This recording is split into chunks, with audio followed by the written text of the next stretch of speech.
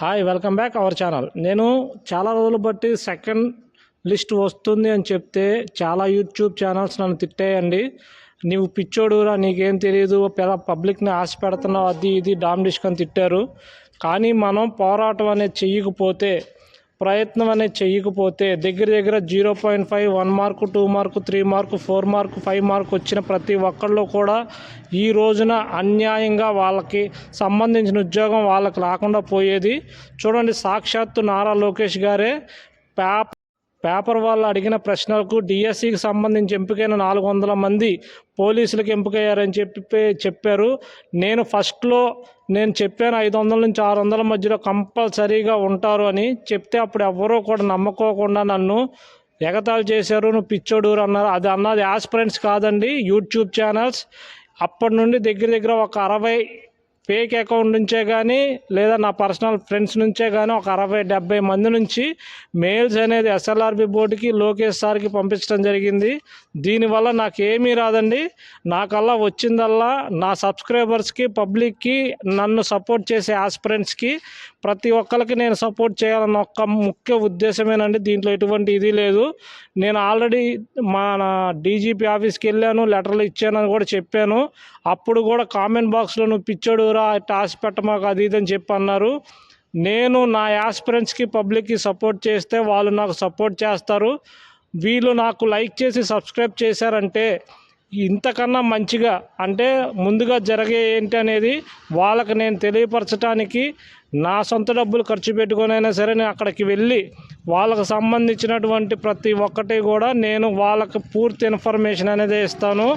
ఇది జరగదు, ఇది రాదు అన్న కొంతమంది యూట్యూబ్ ఛానల్స్ కానీ, కొంతమంది యాస్పిరెంట్స్, అంటే వాళ్ళకి తెలియక పాపం తెలియదు. యూట్యూబ్ ఛానల్స్ కొన్ని అయితే వాళ్ళకి తెలిసి కూడా మరి వాళ్ళకి ఇన్ఫర్మేషన్ లేదో, మరి ఆ విషయం నాకైతే తెలియదు. వాళ్ళైతే రాదు, నువ్వు పిచ్చి మాటలు మాట్లాడుతున్నావు అని చెప్పి నన్ను చాలామంది కూడా గేలి చేశారు.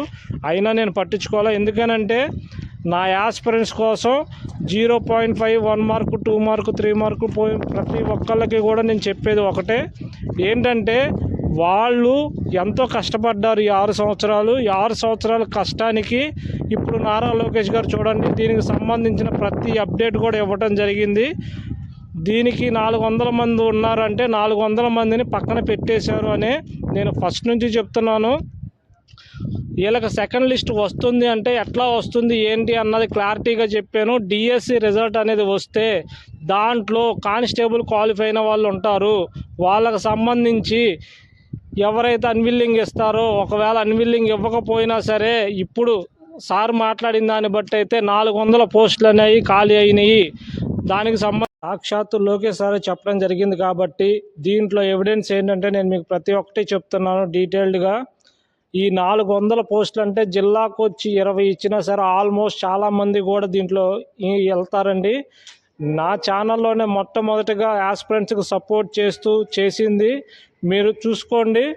నన్ను ఎంతమంది తిట్టినా సరే, ఎంతమంది కామెంట్ చేసినా సరే, యాస్పిరెంట్స్ అనే వాళ్ళకి ఇప్పటి వరకు వాళ్ళు కష్టపడ్డారు, వాళ్ళకి న్యాయం జరగాలి అన్న ఉద్దేశంతో నేను అక్కడికి వెళ్ళటం జరిగింది. నా ఫ్రెండ్స్తో కూడా మెయిల్స్ పెట్టడం జరిగింది. మీరు కూడా నారా లోకేష్ సార్కి ఇంకొకసారి మెయిల్ పెట్టండి. నేను కూడా ఇప్పుడు మెయిల్ పెట్టిన తర్వాత మాత్రమే వీడియో చేస్తున్నా.